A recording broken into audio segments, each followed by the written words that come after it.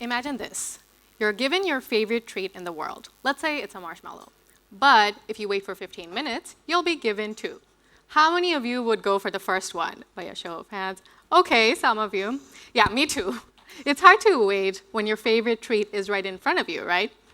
But if you can actually wait for the second one, you just might have the self-discipline to achieve long-term goals in life.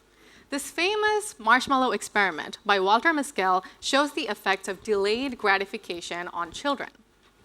Specifically, it sheds light on two fascinating concepts that just might change the way you view your pursuit of happiness: hedonia and eudaimonia.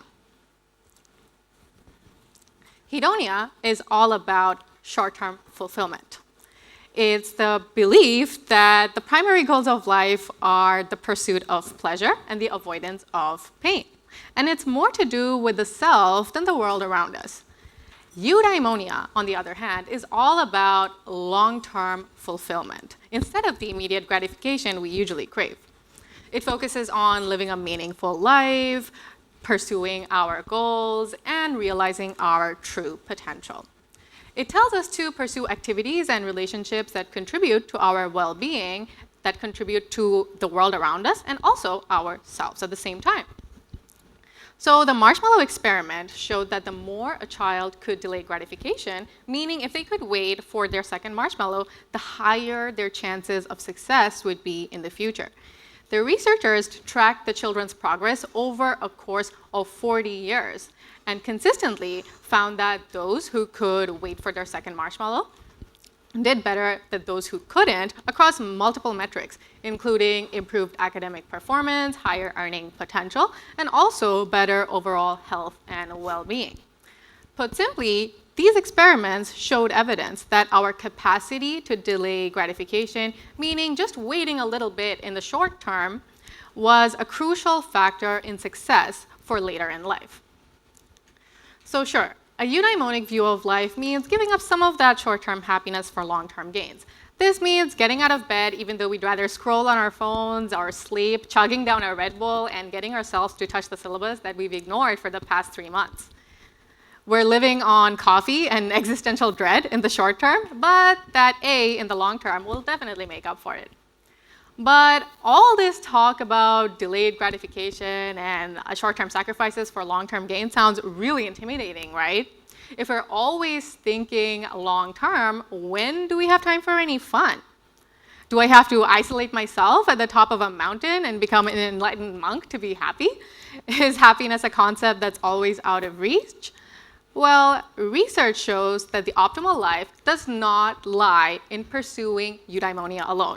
So you don't have to become a monk yet. So that's great news, right? But it's also not in hedonia. Rather, it's a combination of the two that helps us live our best lives. So it's your personal project to find your own balance. I remember during the height of the pandemic, when I was back in Bangladesh, I was doing university online. And I was having to spend more than 12 hours a day in front of the computer. I had a full course load. I was working for a policy institute, another part-time job, was shooting and editing a podcast, and trying to keep all my relationships afloat all at the same time.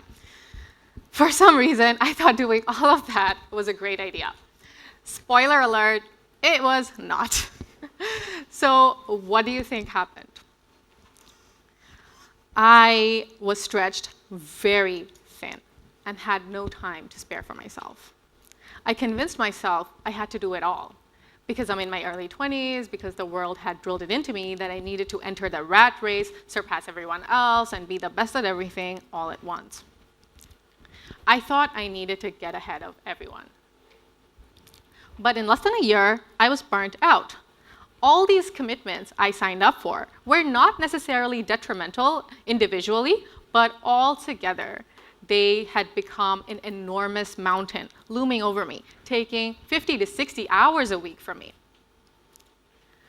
I thought that this was going to do me a lot of good.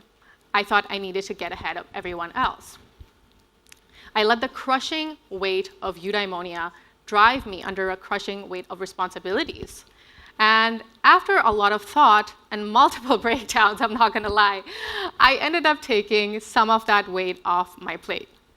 Initially, I thought I'd be really disappointed in myself for not filling up every single hour with productivity or work.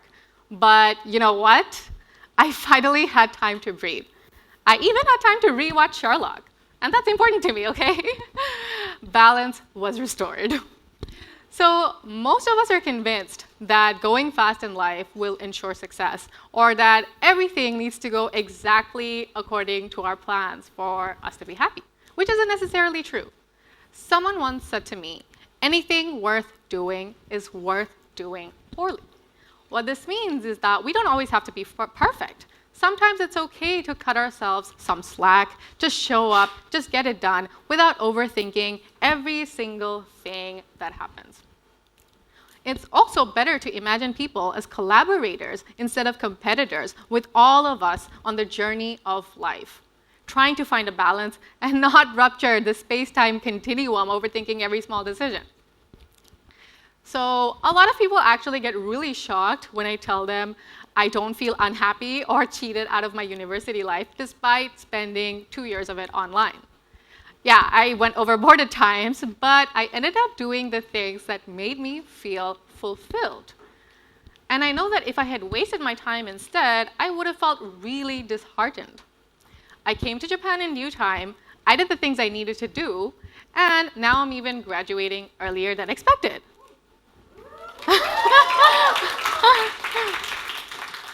Thank you. It was a eudaimonic and hedonic view of life that allowed me to make the most of what many people would consider as lost time. I was exactly where I needed to be. It was hard at times, but I was grateful to God for every single thing that led me here. Most of us are too hedonic, and some of us are too eudaimonic, but all of us struggle to create the right mindset necessary to navigate life. In the marshmallow experiment, there's one crucial element the hedonists can learn from. So before the researchers gave out those marshmallows, they divided the kids into 2 groups. In group 1, the kids were given a small box of crayons and were told that if they waited, they'd get a bigger box of crayons later. But the researchers never bought that bigger box. On the other hand, in group 2, the researchers made the same promise, except they actually brought the bigger box of crayons. So group 1 had unreliable experiences with delayed gratification, and group 2 had reliable experiences. As you can probably imagine, children in group 2 were much better at waiting for their second marshmallow because they were trained to have a positive relationship with delayed gratification. So what can this teach us? Our preference for hedonic behavior or eudaimonic behavior has less to do with who we are and more to do with our environments. This means that we can train our brains to see long-term well-being as more valuable than immediate well-being. When we consistently keep promises to ourselves, our brains start to value hard work. And we start to see these short-term sacrifices as really good things in our lives, even though it might be a bit difficult at first. So you and I both know that if you get a month to write a paper, it's much better to write a few pages every week rather than cramming the 20 pages the night before the deadline in a hurried frenzy and with 5 cups of coffee, becoming this guy. So all of us have been there, and each of us has hated our past selves for not starting that paper earlier.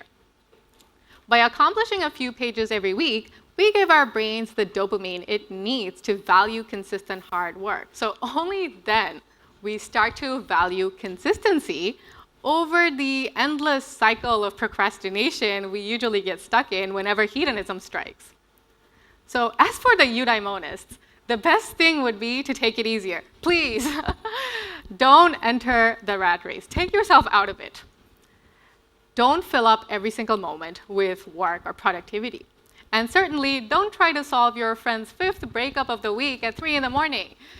There's time to do all of that, just without the sleep deprivation. So the pursuit of happiness is a deeply complicated journey for each of us, and it's different for everyone. It's about striking that delicate balance between the hedonic pursuit of short-term pleasures, and the long-term fulfillment from eudaimonia. So make sure you do the work, but at the same time, enjoy art, eat cake, or watch some mindless Marvel movies or whatever gives you joy. Because when you pursue your balance, happiness will find you. So I leave you with this one question. Where is your balance? Thank you.